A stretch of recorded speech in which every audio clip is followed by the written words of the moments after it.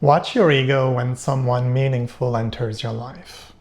Most of the time, it will try its hardest to get rid of that person as soon as it can. It will instill within you doubts about that person. Now, doubts are not necessarily good because doubts are not intuition. Intuition comes from the 5D source, telling us that something is not right about a situation or someone is not aligned with us and we'd better maybe part ways. Doubts, fears, worries are intuition perverted by your ego. And usually when you weigh intuition and doubts, if you are still in this illusion that you are your ego, that you are not source, that ego is not the tool that it is supposed to be, but actually the master and you are the slave, you will tend to believe your doubts more than your intuition. There is a big reversal in everybody's life that happens when we all of a sudden decide to follow our gut, our intuition. All of a sudden we decide not to give in into fear and worries and doubts anymore. And we only rely upon our intuition, which again, I repeat it, is a direct link between source on the 5D and you here in this material world, the 3D. So intuition could be seen as the bridge between the two densities. The bridge that could be called the 4D bridge. The 4D bridge links the 3D world, where we all are right now in this physical incarnation, and the 5D world, wherein Source, the higher self, God, call it whatever you want, resides. When we decide not to listen to our doubts and fears and worries anymore, it is the moment we decide to tell the ego to maybe be quiet and to really, truly listen to this unconditional love that we all come from and we all go back to when we live this meat suit of ours. And when we listen to unconditional love, then what we hear has to be for our own benefit. And when you listen to your intuition, most of the time, you know what? Strike most. Every single time you are right. The times where you might think that you shouldn't have followed your intuition were the times where in actuality you listened to your doubts and fears that were masquerading as intuition with the conductor being your ego.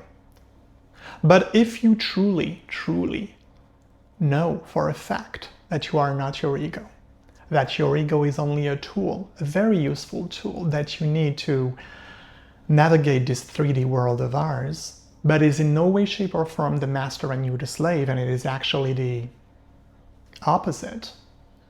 Not that the ego is your slave, but the ego is your tool. When you know that for a fact, then fear, worries, anxiety, and so on and so forth have no hold on you. The only thing you listen to is intuition. When you tap into this beautiful pool of knowledge, that is intuition. It goes back to, when basketballers, for instance, they say they are playing and their game is really good and they're in the flow. What do you think they tap into? They tap into their intuition. Of course, they practice a lot, but practice makes perfect. Practice is useful in this 3D world of ours. But since we are not only 3D creatures, we are all a drop of source that decided to incarnate itself in this 3D world of ours, it means that we still carry within ourselves this drop of 5D. So we are hybrid creatures, if you will. We have a part of 3D and a part of 5D. So practice makes perfect. I totally agree with this expression in this 3D world. But if you only practice and you do not tap into the 5D, aka unconditional love, aka intuition, then your results won't be as good as they could be. And to get back to the theme of this video, that is, every single time someone meaningful enters your life, someone that could be described as a teacher enters your life, you can bet your bottom dollar that the ego will give you all the believable doubts, believable worries, believable anxiety about that person in order for you to tell that person goodbye. Now, why would the ego do that?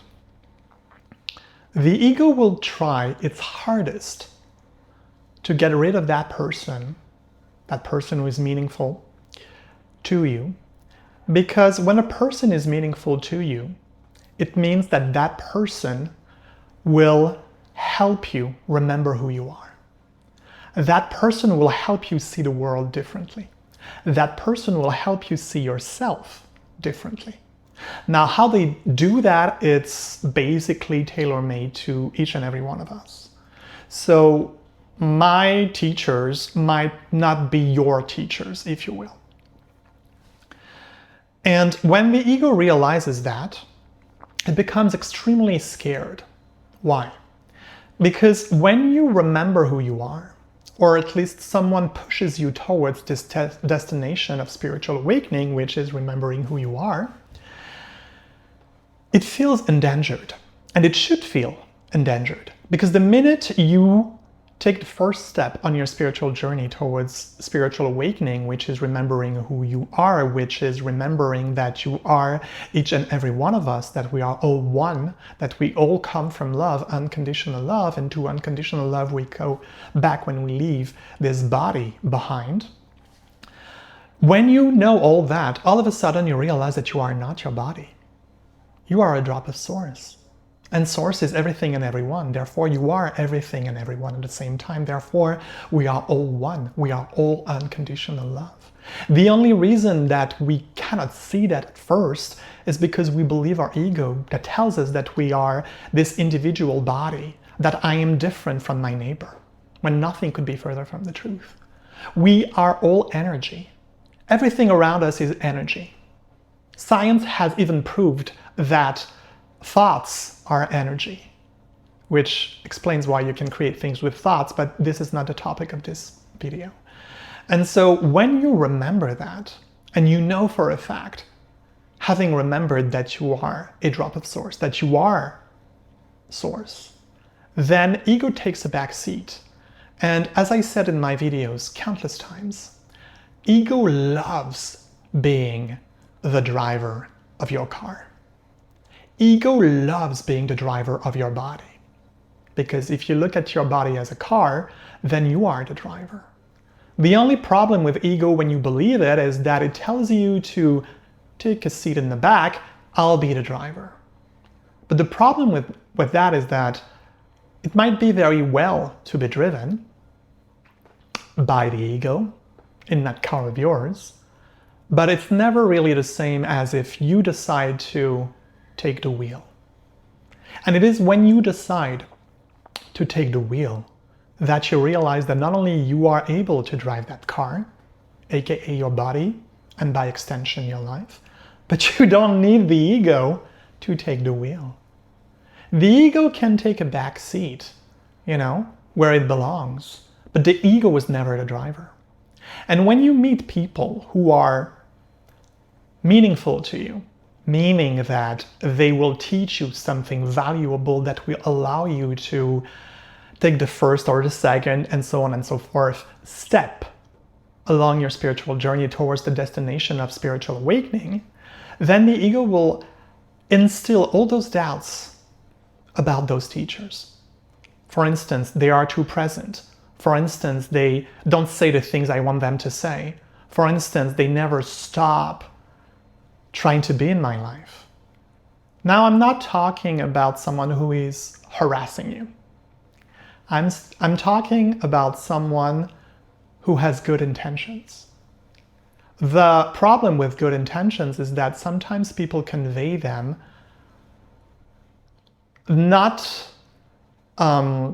they convey them in a way that is not exactly the way you would have conveyed them. Meaning, you can find them too pushy. meaning you can find them too controlling. Again, I'm not talking about a controller. I'm not someone who wants to control others. I'm not talking about what people like to call narcissist or whatever, you know, those buzzwords. I'm not talking about someone who is ill-intentioned. I'm talking about someone who genuinely wants the best for you. The problem is that since we are limited by words, since we are limited by actions, since we are limited within the confine of these bodies of ours, sometimes we can only do so much with words and actions. And that is where you should use your intuition and not your fears, doubts, and worries and anxiety and so on and so forth. Use your intuition, tapping into unconditional love, tapping into the 5D, if you will, to know if the person that is acting a little pushy, that is acting a little, you know, untoward or not the way you would like them to act, try and see what their intentions are. And I know it can be a little difficult at first, but this goes back to a video I made. I don't remember the title exactly because I record these videos way in advance. And in that video, I was talking about how what you hold inside shows on your face and especially in your eyes. Try to be an eye reader because as I said in that video, every single time you meet someone, the person can present very well. The person can behave very well. But the eyes don't lie. As they say, the eyes are the mirror of the soul, right? The eyes don't lie. So try and see in their eyes if they are good intentioned. I know it sounds a little hard or extremely hard, or dare I say, witchcrafty to gauge someone by their eyes. But if there is such an expression as the eyes are the mirror of the soul, and believe you me, I speak quite a few foreign languages, and in all the languages that I speak, the same expression exists. So there must be a reason to that. There must be a truth to that. That if you can analyze someone, then you can basically know if that person is a good person, or I'm not going to say bad, but I'm going to say not aligned with you. And a good inkling, a good way you can tell if someone is going to be significant to you in your life is to see how your ego reacts. The best way to do that is through meditation. You decide to meditate, you close your eyes and you meditate on that new person that just entered your life. And try and see what you feel deep inside about that person. Try and see if your ego likes them. Try and see if your intuition tells you that, yeah, I want that person in my life for a little while to, begin with, and then we'll see what happens. Or if your ego tells you to get rid of that person right away. Then, after you did that, go talk to that person and try and see if you can detect anything in their eyes. If you look into people's eyes, you know everything about them after a while. It is also one of the reasons why every single time I talk to people, I keep a very, very strict eye contact, which sometimes, people don't really like, but this is what I do. I will look straight into your eyes when I talk to you, especially at the beginning of a relationship, whatever relationship it is, because I'm scanning you, because I'm trying to see if what you say, how you behave, is in adequation with what I see in your eyes. If you want to train a little bit about this eye analysis thing, go take pictures of people who are known like historical figures who are known to be pretty bad people, you know, or misaligned with humanity, if you will, and look deep into their eyes, you will see what I'm talking about. I'm not talking about if you are what people would call physically ugly or physically beautiful, because you could not be that physically attractive, but you could have the most beautiful eyes in the world. And I'm not talking about the shape or color of the eyes. Again, I'm talking about what you see in the eyes. You know, the eyes, they always tell. They always do. So, to put a close on this video, every single time you meet someone new, notice how your ego reacts.